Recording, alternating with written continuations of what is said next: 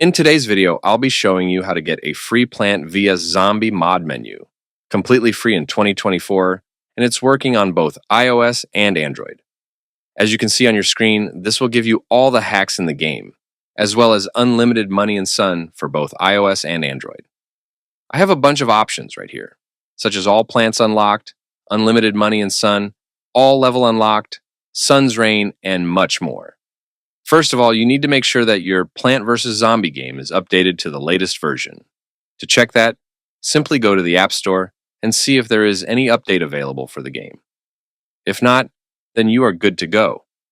The next thing you need to do is to simply head over to the pinned comments down below. There, I explain exactly where you can get Plant via Zombie mod menu. So, just head over to the pinned comments, leave a like if this method worked for you at the end, and that's it. See you all in the next video. Bye-bye.